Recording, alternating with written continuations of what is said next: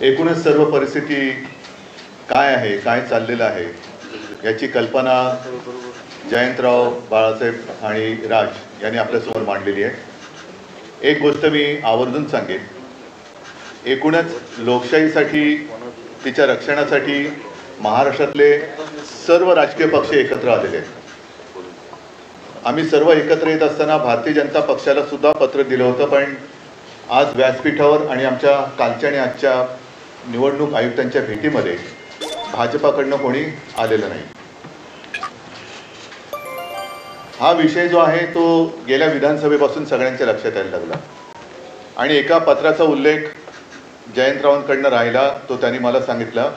तो म्हणजे विधानसभा निवडणुका ज्या म्हणजे गेल्या वर्षी झाल्या 2024, त्याच्या आधी 19 ऑक्टोबरला एक महिना आधी महाविकास आघाडीकडनं निवडणूक आयोगाला एक पत्र दिलं होतं आणि त्याच्यामध्ये आमचा विषय असा होता की नाव घेऊन अगदी म्हटलं तरी की काही भारतीय जनता पक्षाचे कार्यकर्ते ह्या मतदार यादीशी खेळतात आणि त्याच्यामध्ये काही लोक म्हणजे त्यांना हवे ते घुसवत आहेत, नको ते काढतायत. हा सगळा खेळ यांचा सुरू आहे.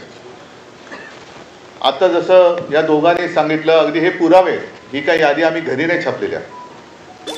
एकेका व्यक्तीचं नाव 4-4 ठिकाणी आहे, एका जागेवरती 200-200 नावं नोंदलेत. हा सगळा लोकशाहीचा खेळ खंडोबा चाललाय.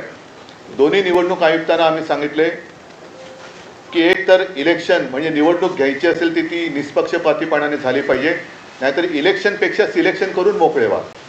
तेवढंच आता राहिलेलं आहे. दोघांशी बोलताना थोडंसं आमच्या लक्षात आलं, मी त्यांचा अपमान करू इच्छित नाही, पण हे जे समोर आमच्या बसले ते आयुक्त म्हणून काही त्यांच्याकडे अधिकार आहेत का आम्ही कठपुतळी बाहुल्यांशी बोलतोय आणि त्यांचे दोन वरती कुठेतरी आहेत, ते वरनं जशी बोटं हलतील तशी इकडे हालचाली होतात की काय.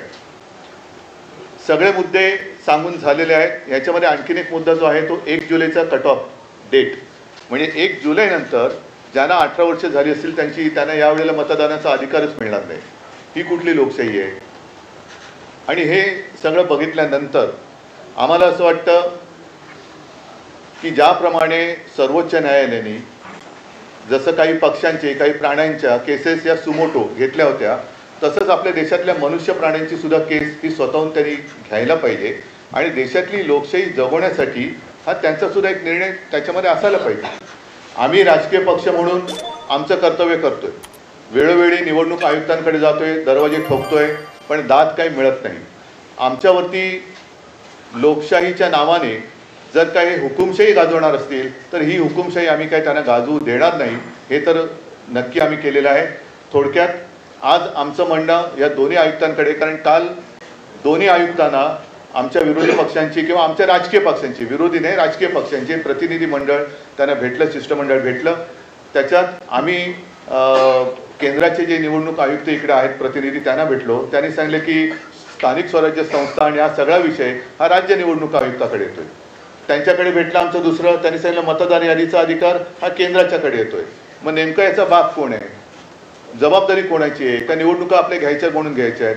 आणि आम्ही त्यांच्याशी बोलत असताना मुहूर्त काय लावला त्यांनी कळत नाही, पण कालच्या काल निवडणुकांचा कार्यक्रम जाहीर केला.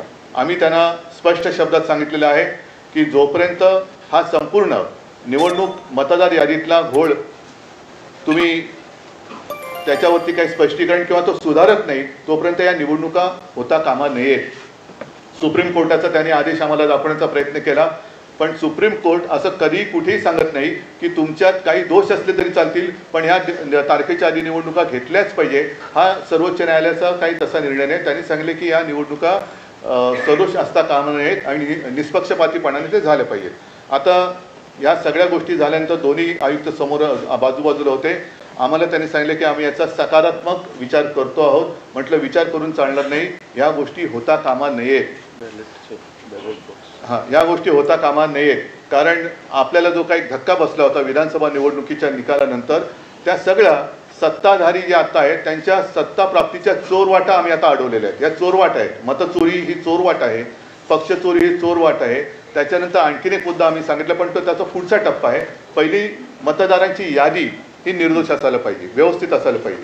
म्हणजे 117 वर्ष आणखीन 124 वर्ष असे जर का लंबी उमरवाले मतदार असतील तर मला वाटतं जगातलं सगळ्यात चांगलं वातावरण हवामान हे आपल्या देशात आहे.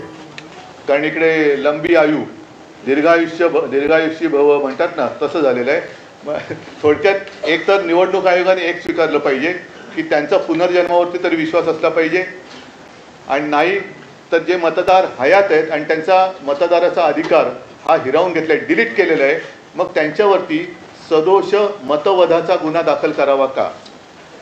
आणि पुढचा विषय जो आम्ही सांगितलाय तो याच्या पुढचा येईल, तो म्हणजे आता पहिला EVM वरती आमचा आक्षेप आहेच. EVMचा आक्षेप कमी पडतोय की काय, म्हणून आता मुंबई महापालिकांच्या निवडणुका सुद्धा EVM वरती तर घेतल्या जातच आहेत, पण VVPAT पण त्याच्यात ठेवणार नाही.